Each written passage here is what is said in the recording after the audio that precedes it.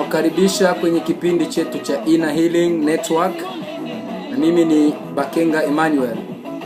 Tunaendelea na sehemu yetu ya pili ya mafundisho inayosema ni nani anayehusika, who is responsible. Na mara moja tutakwenda kwenye kitabu cha Mwanzo sura 3 haya yake ya 11 hadi 13. Tuangalie inavyotueleza. Ukiona Biblia yako chukua tusome sehemu ya pili ya mafundisho yetu. Inasema hivi: Mungu akamuuliza, ni nani aliyekuambia ya kuwa ulikuwa uchi? Je, umekula matunda ya mti niliyokuamuru usile? Adamu akasema, huyu mwanamke uliyenipa awe pamoja nami ndiye aliyenipa sehemu ya tunda kutoka kwenye huo mti, nami nikala. Ndipo Bwana Mungu akamuuliza mwanamke, ni nini hili ambalo umelifanya? Mwanamke akajibu, nyoka alinidanganya nami nikala. Biblia inasema Mungu anamtokea Adamu na akimtafuta katika bustani ya Edeni, maana ilikuwa ni tabia yao, desturi ya Adamu na Mungu pamoja na Eva kukutanana na kuongea. Alafu Mungu anakuja kumtafuta kama kawaida ili waendeleshe mipango yao ya kawaida. Na sasa Mungu anamkuta Adam amejificha, na hii haikukuwa kawaida kabisa ya Adam kujificha kila Mungu anapojitokeza, isipokuwa tu wakati amefanya dhambi. Na hii ndio wakati ambayo tunaona katika Biblia ambayo Adam na mkewe wamejificha.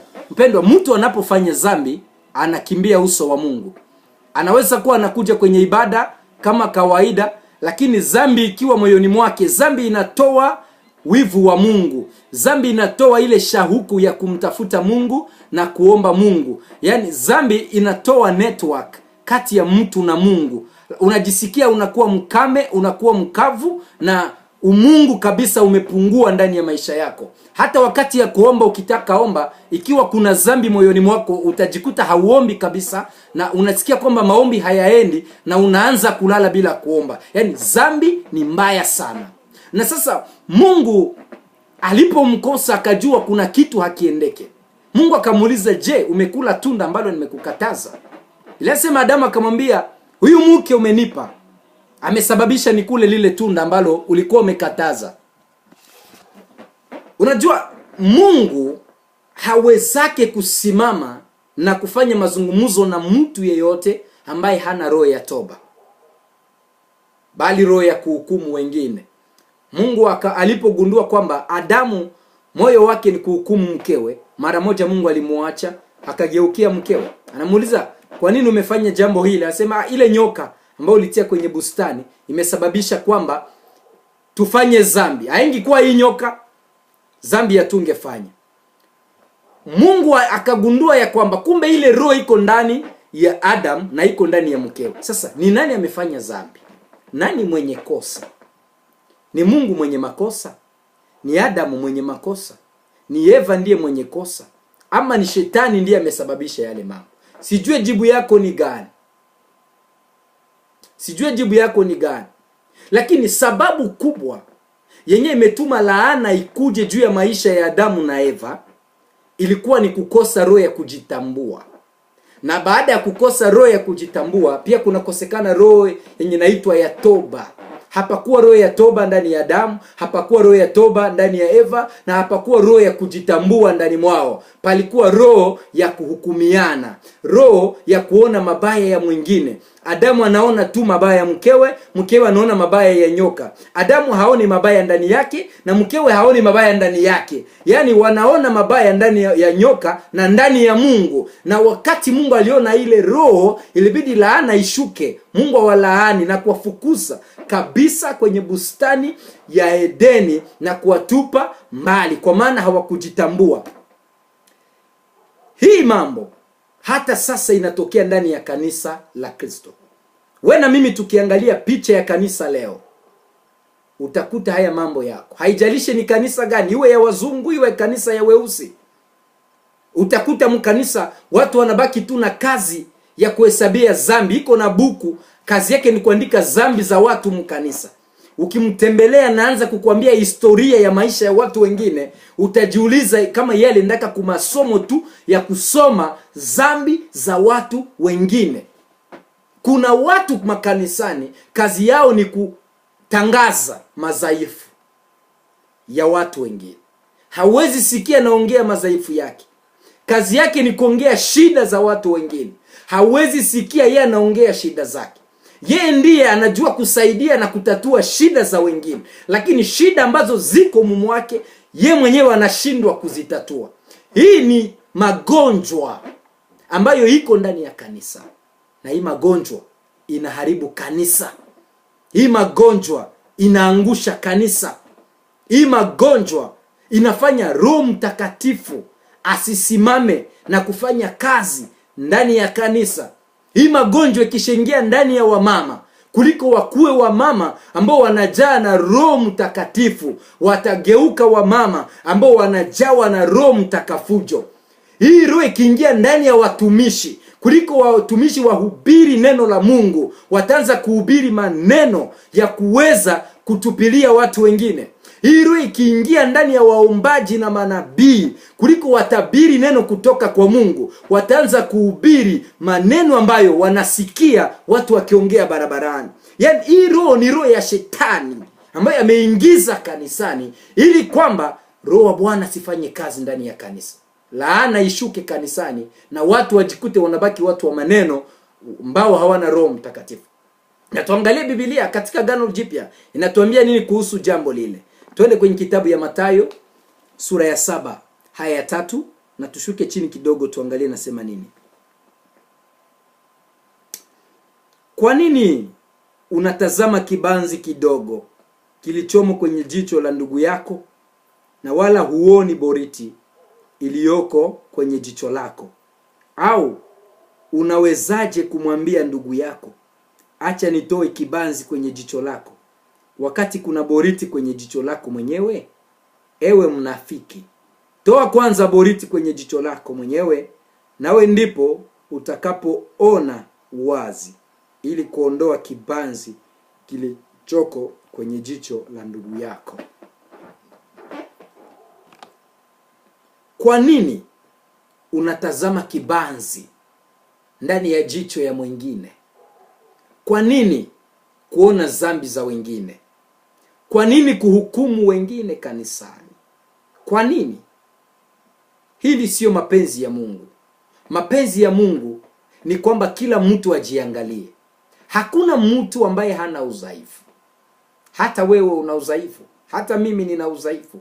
Kila mtu ana udhaifu wake. Hakuna mtu ajionaye nyuma ya mgongo. Ukiwa na uchafu kwenye mgongo hautajiona. Lazima pawe mtu atakwambia, ndugu, nyuma yako pia kuna uchafu. Kutokujiona nyuma ya mgongo inamaanisha hakuna mwenye anaweza mambo yote na hakuna mtakatifu kamili, isipokuwa tunakamilika kupitia damu ya Yesu Kristo kwa njia ya toba.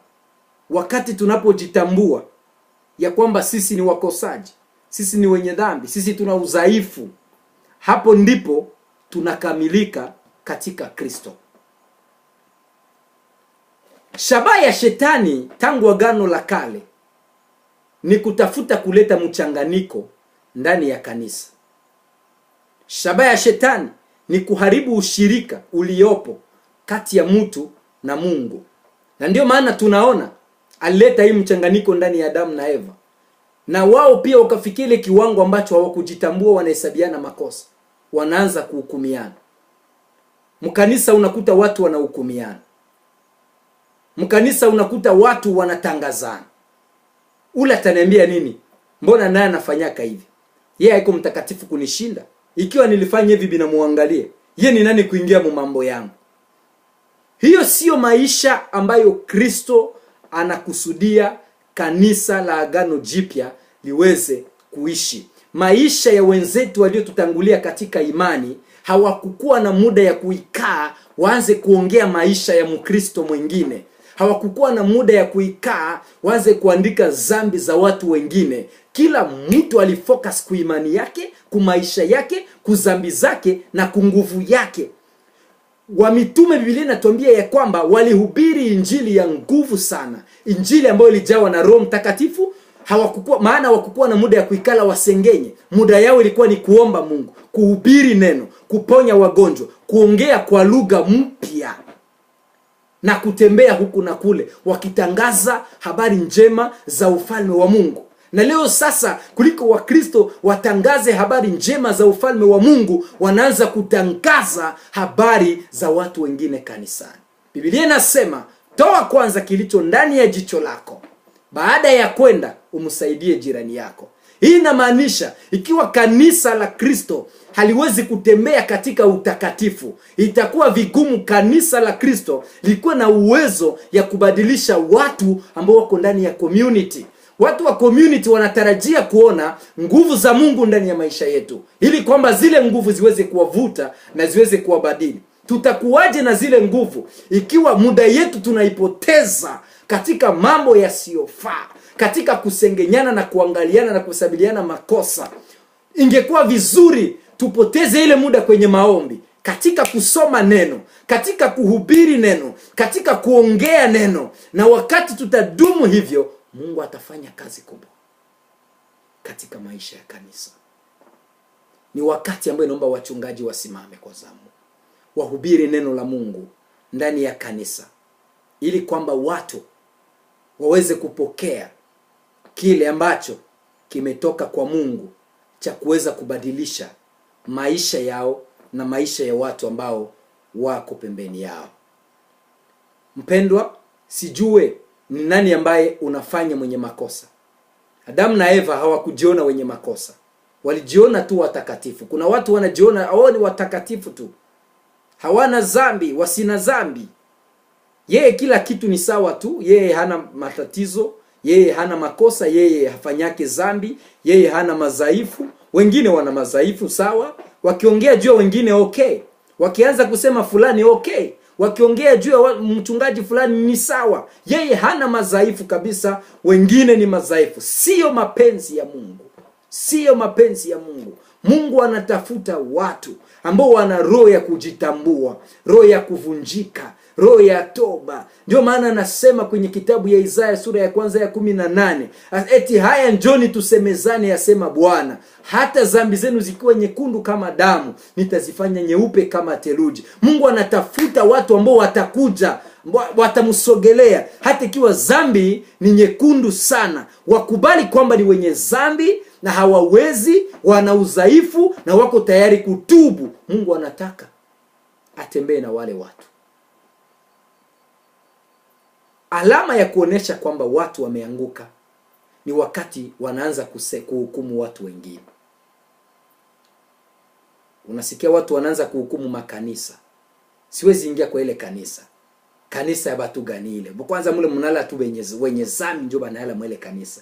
Wale utakuta ni Wakristo ambao waliokoka zamani. Sasa wameisha anguka. Kuliko wamrudilie Mungu, ushirika kati yao na Mungu hakuna tena. Network kati yao na Mungu hakuna tena. Walikuwa wakiomba hawaombi tena. Walikuwa waimbaji hawaimbi tena. Wanabakilia tu historia. Mimi nilikuwa kama muimbaji, wale wataniambia nini? Mimi nilikuwa mhubiri, wale wataniambia nini? Mimi nilikuwa nikienda kanisani, hii haiko njoo makanisa hii tunaweza enda hako. Yale ni maneno ya watu wameanguka.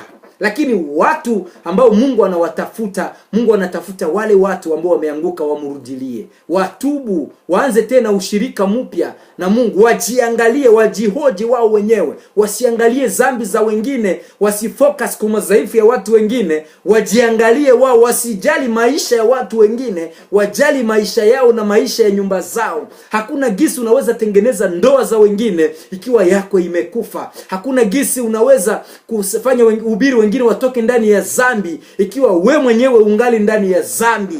Inabidi kwanza uombe Mungu kusaidie utoke ndani, kisha uhubiri ile injili ya kuambia wengine watoke, kwa kuwa una ushuhuda ya kuweza kuambia watu wengine. Watu wengi wanataka waingie katika wokovu, mkono mmoja unashika dhambi na mkono mwingine unashika wokovu, na watembee hivyo hivyo. Na ukitaka kuambia neno la Mungu, wanakuwa na maverse ama mishahiri ya kuweza kujilinda na neno la Mungu. Ukitaka kumwambia, anakuambia Biblia inasema hivi, Biblia inasema hivi.